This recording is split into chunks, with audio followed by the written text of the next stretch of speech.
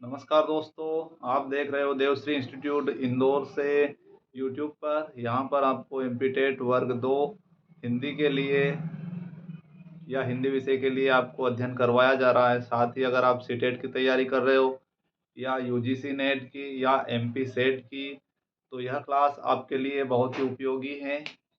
अभी तक हम जो पिछली क्लास हैं उनमें हम रासो काव्य के बारे में बहुत कुछ पढ़ चुके हैं। साथ ही हमारा टॉपिक चल रहा था अमीर खुसरो की पहेलियों के बारे में। जो पिछली कक्षा थी हमारी, उसमें अमीर खुसरो की हमने पहेलियों के बारे में पढ़ा था बहुत कुछ। और जो बची हुई 2 या 3 पहेली और हैं उनके बारे में हम पढ़ने वाले हैं। उसके बाद में अगले कवि के बारे में पढ़ेंगे, हम विद्यापति के बारे में। तो सबसे पहले हम पढ़ लेते हैं जो अमीर खुसरो की जो बची हुई पहेलियां हैं वो, जो कि एक आदिकाल में बहुत ही महत्वपूर्ण स्थान रखती हैं। अमीर खुसरो की पहेलियां। तो अमीर खुसरो की पहेलियां कल हम जो 2 तो पढ़ चुके थे, साथ ही अगली पढ़ने वाले हैं हम जो तीसरे नंबर वाली पहेली है वो पढ़ने वाले हैं। गोल मटोल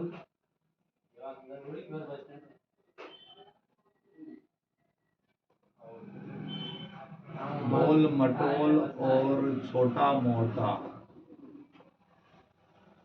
छोटा मोटा। गोल मटोल और छोटा मोटा।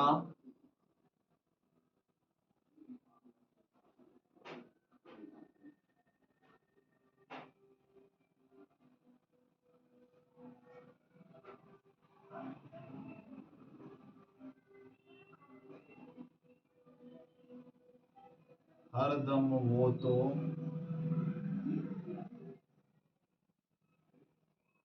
हरदम वो तो जमी पर लेटा। जमी पर लेटा।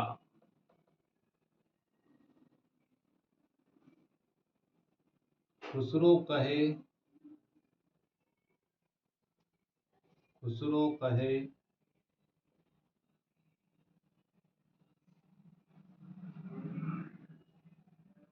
नहीं है झूठा। नहीं है झूठा।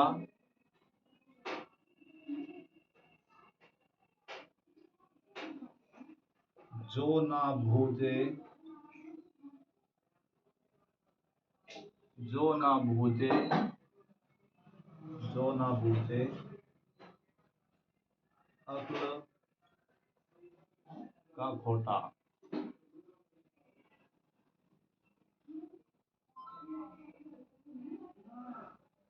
गोल मटोल और छोटा मोटा, हरदम वो तो जमी पर लेटा।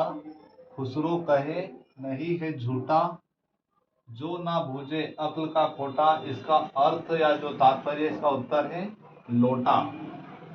जो पानी का लोटा रहता है वो। अगली जो पहेली है इनकी, अगली पहेली है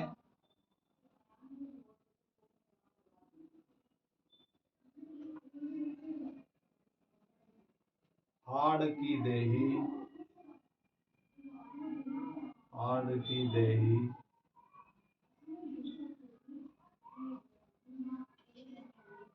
हाड़ की देही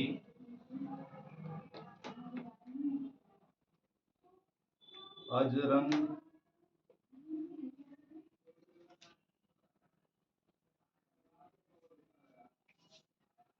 लिपटा रहे।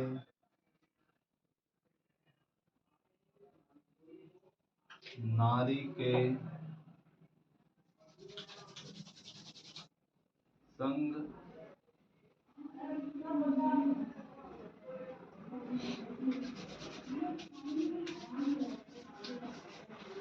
चोरी की ना खून किया।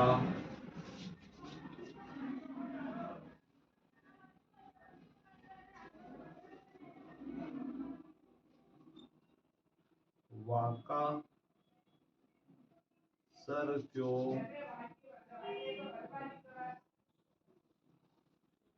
काट दिया।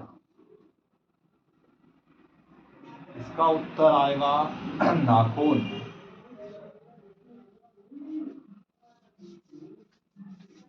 नाखून।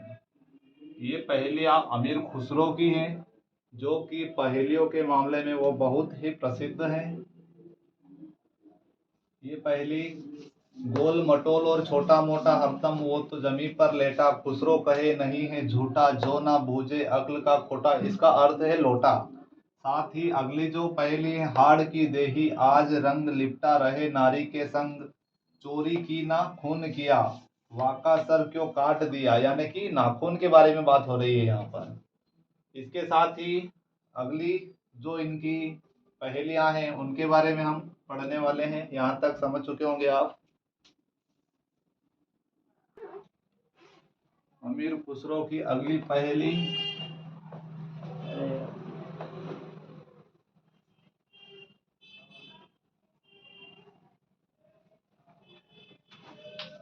अगली जो पहेली है उनकी,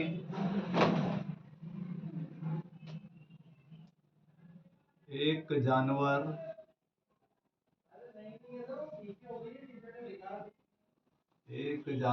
रंग रंगीला,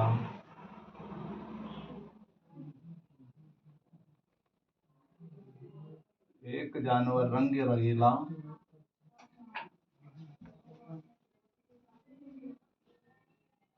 बिना मारे वह रोए।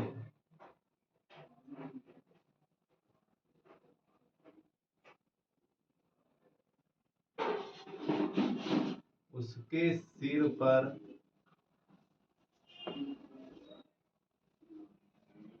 तीन तलाके, उसके सिर पर तीन तलाके,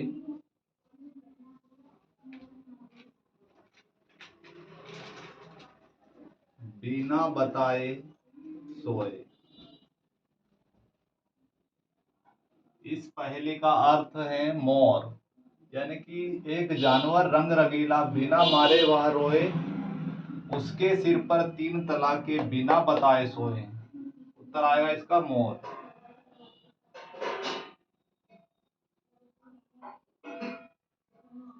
यहाँ तक हम अमीर खुसरो की इतनी ही पहेलियां पढ़ेंगे। पहेलियां तो बहुत सारी हैं, पर कुछ प्रसिद्ध जो पहेली है वो ही हमने पढ़ी है। और यहाँ है एक जानवर के बारे में, मोर के बारे में बात कही गई है। यहाँ तक समझ चुके होंगे आप। कोई समस्या हो तो कमेंट बॉक्स में अवश्य बताएं। अब अगले कवि के बारे में हम आज पढ़ने वाले हैं, विद्यापति के बारे में।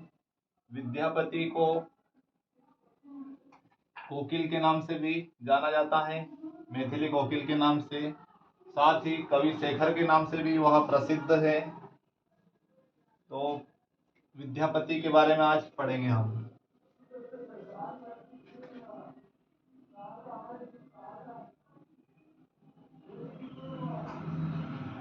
मैथिली कोकिल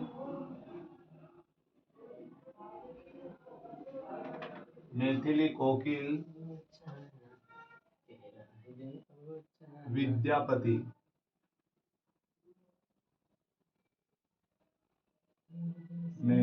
मैथिली कोकिल विद्यापति।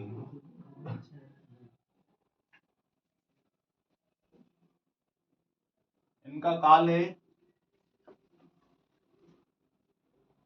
जन्म जो है इनका 1403 ईस्वी माना जाता है।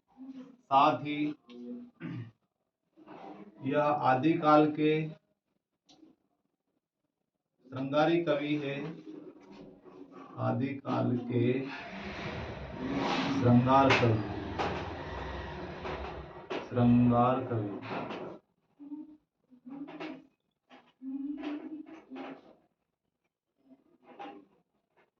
इन्होंने मैथिली भाषा में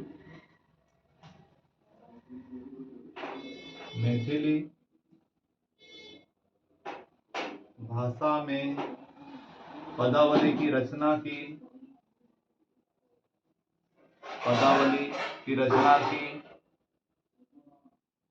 जो कि बहुत ही प्रसिद्ध है इनकी ये रचना।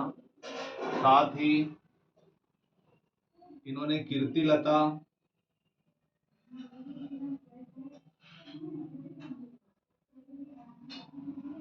कीर्तिलता व कीर्ति पताका,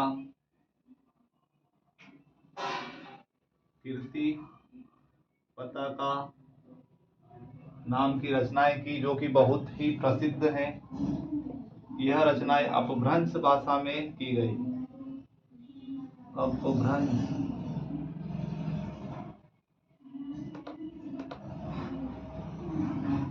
अपभ्रंश भाषा में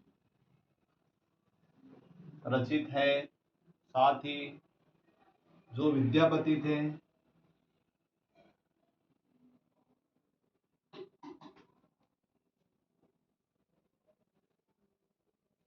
यह मिथिला का राजा, मिथिला के राजा के दरबारी कवि थे। मिथिला के राजा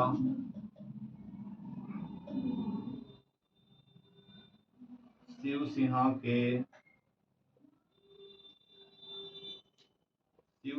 के दरबारी कवि थे।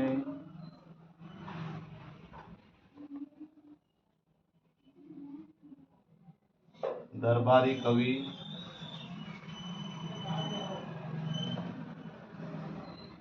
यह शैव धर्म के उपासक थे। जो विद्यापति थे, यह उपासक थे किसके? शैव धर्म के। शैव धर्म के उपासक।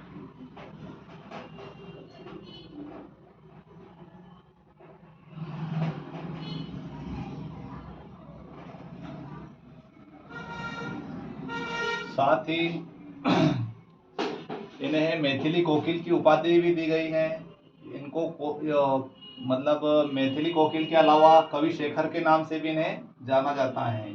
यहाँ पर मैथिली कोकिल विद्यापति का जो कालखंड है, इनका जन्म हुआ था 1403 ईस्वी में। आदिकाल के श्रृंगार कवि माने गए हैं। साथ ही मैथिली भाषा में पदावली की इन्होंने रचना करी, जो कि बहुत ही प्रसिद्ध है। कीर्तिलता व कीर्ति पताका भी बहुत प्रसिद्ध रचना है इनकी, जिसकी जो रचना हुई वह अपभ्रंश भाषा में हुई है। साथ ही मिथिला के राजा शिवसिंह के दरबारी कवि हैं विद्यापति। साथ ही उपासक, यह शैव धर्म के उपासक थे। यहाँ तक आप समझ चुके होंगे। अगली इनको उपाधि जो मिली वो हम पढ़ने वाले हैं।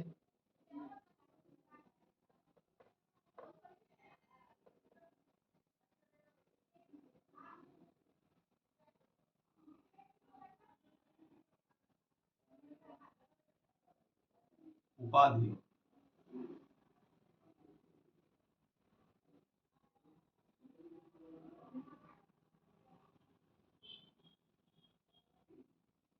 इन्हें उपाधि मिली थी मैथिली कोकिल की। पहले तो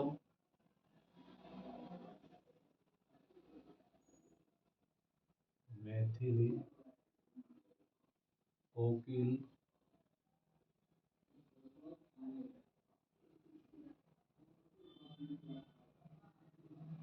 साथ ही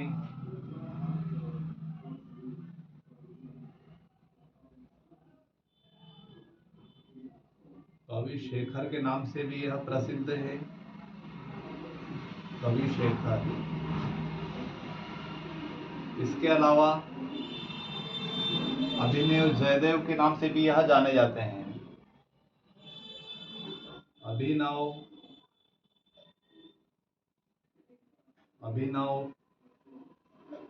जयदेव के नाम से भी विद्यापति प्रसिद्ध है। इनकी जो पदावली रचना है,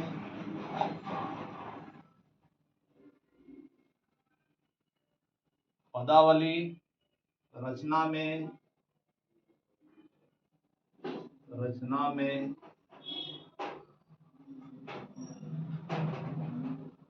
भक्ति श्रृंगार,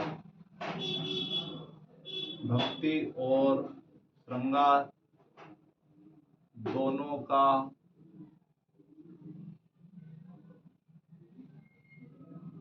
दोनों का वर्णन मिलता है। आचार्य रामचंद्र शुक्ल ने इनके बारे में कहा है, शुक्ल जी के अनुसार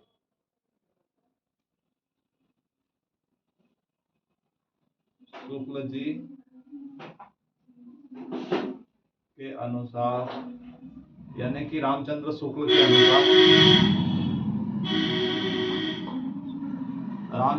के अनुसार, वर्तमान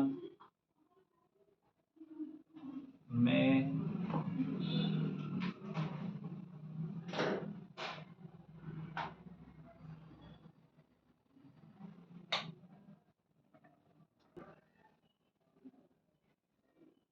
शुक्ल जी के अनुसार वर्तमान में आध्यात्मिक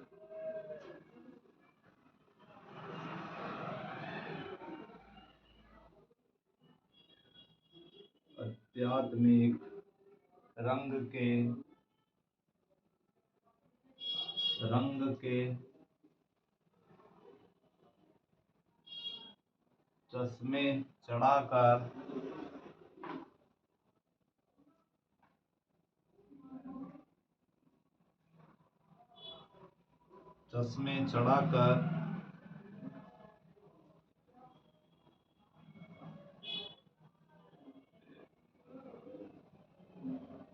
हर भक्ति रचना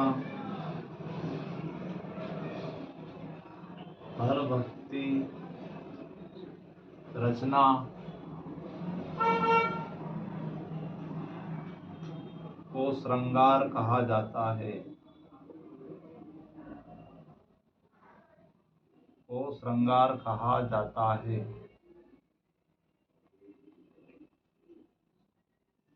वैसे ही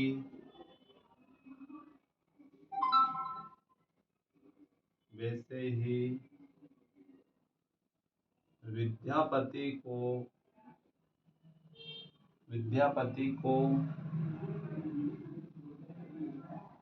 भी श्रृंगार कवि कहा जाता है।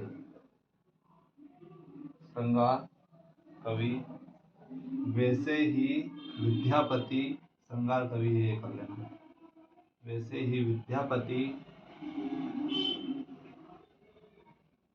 श्रृंगार कवि है।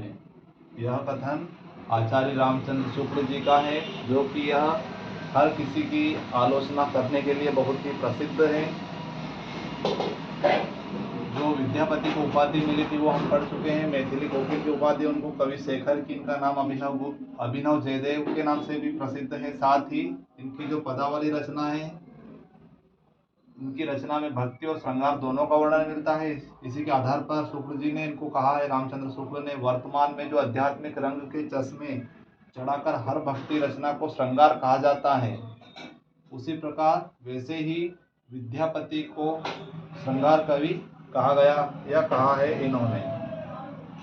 यहाँ तक आप समझ चुके होंगे। किसी प्रकार की इसमें समस्या हो तो बताइए। अब आगे हम पढ़ने वाले हैं आदिकालीन गद्य साहित्य।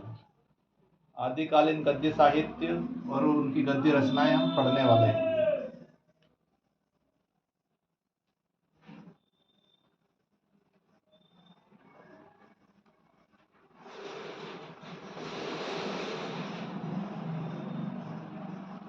आदिकाल में भी गद्य साहित्य लिखा गया, जो कि आज हम उसका वर्णन करने वाले हैं। आदिकालीन गद्य साहित्य।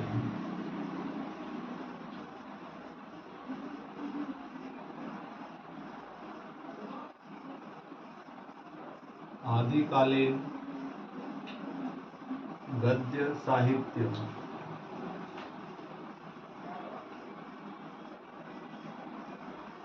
आदिकालीन गद्य साहित्य में प्रमुख गद्य रचनाएं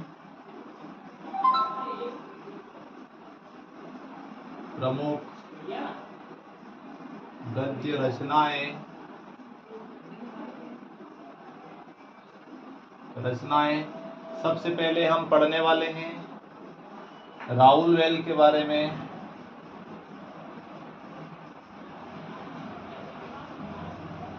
राहुल वेल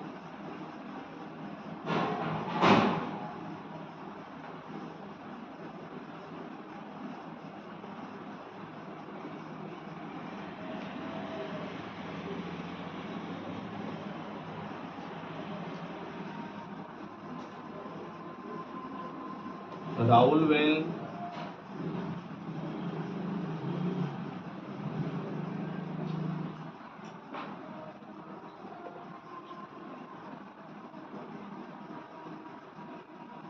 शीला पर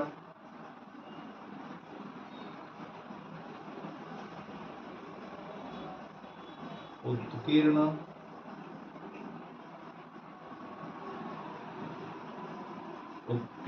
रचना है। इसके कवि रोड़ा हैं।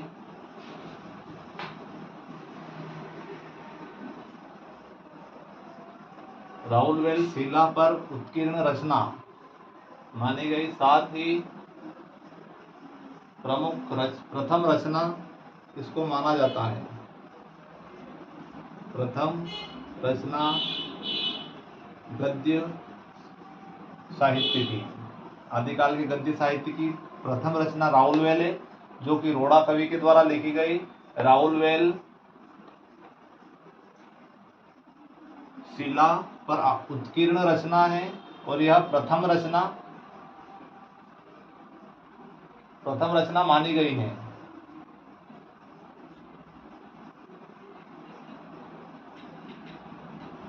इसके अंतर्गत प्रथम रचना नखशिख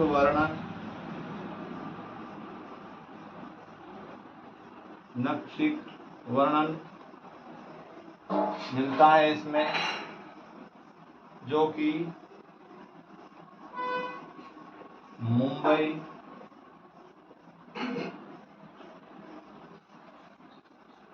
प्रिंस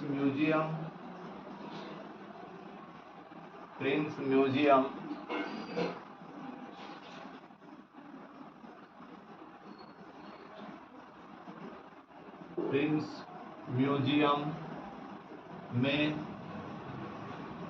संरक्षित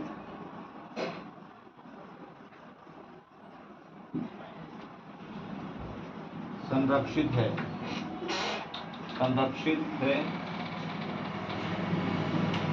जिसमें हिंदी के 7 बोलियों के शब्द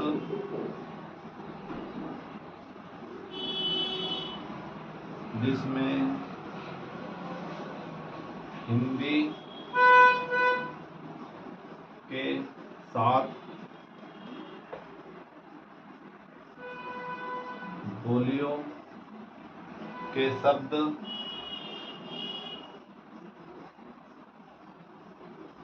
मिलते हैं। आदिकालीन गद्य साहित्य प्रमुख रचनाएं जिसकी राहुल वेल प्रथम रचना मानी गई है। आदिकालीन जो गद्य साहित्य था उसकी साथ ही जो रोड़ा कवि राहुल वेल के रचनाकार हैं, जो कि यह प्रथम रचना, साथ ही नखशिख वर्णन है इसके अंदर, और यह मुंबई म्यूजियम में संरक्षित है, जिसमें हिंदी के 7 बोलियां सम्मिलित हैं। यह 7 बोलियों के शब्द सम्मिलित हैं। यहाँ तक समझ चुके होंगे। किसी प्रकार की कोई समस्या हो तो अवश्य बताइए।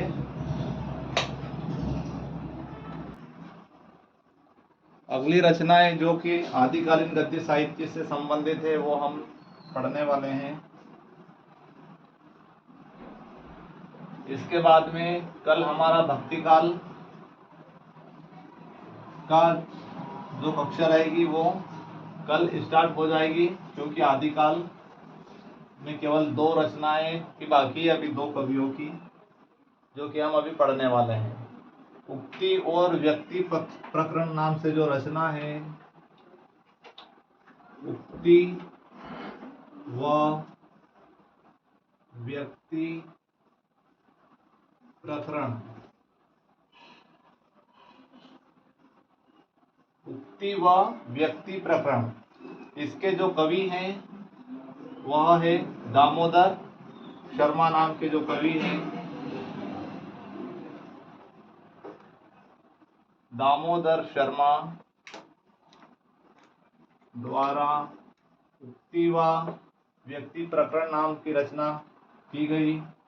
साथ ही यह जो रचना है हिंदी व्याकरण पर आधारित है। यह हिंदी व्याकरण पर आधारित है।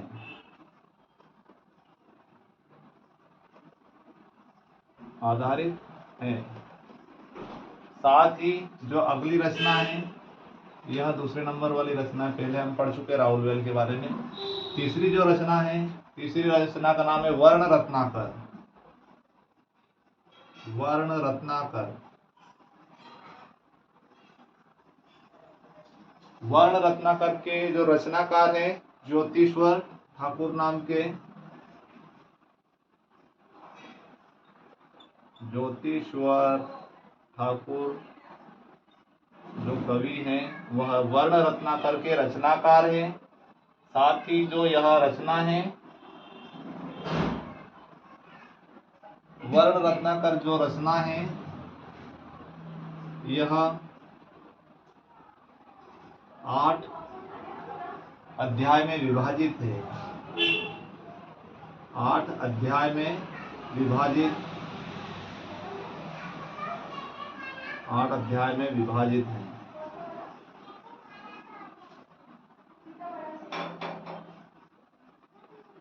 साथ ही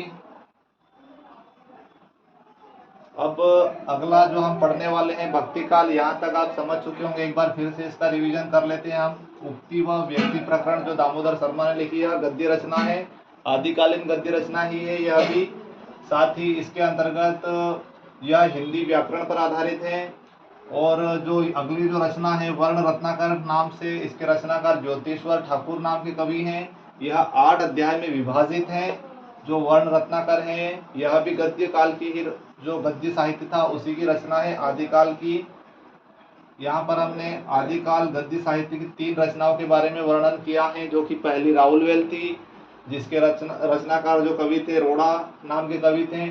साथ ही जो अगली हमने दूसरे नंबर पे जो उक्ति व व्यक्ति प्रकरण नाम से जो रचना पढ़ी, इसके कवि दामोदर शर्मा हैं और यह हिंदी व्याकरण पर आधारित है। और जो तीसरे नंबर वाली रचना वर्ण रत्नाकर, इसके रचनाकार ज्योतिश्वर ठाकुर, जो कि आदिकालीन गद्य साहित्य की रचना, यह 8 अध्याय में विभाजित है। यहाँ तक आप समझ चुके होंगे। कोई समस्या हो इस टॉपिक पर तो आप कमेंट में अवश्य बताइए। साथ ही कल के लिए बता दें आपको भक्ति काल के संबंध में कल की क्लास में पढ़ाया जाएगा। क्लास कैसी लगी आप लाइक अवश्य करिए वीडियो को और शेयर भी जरूर करिए। धन्यवाद।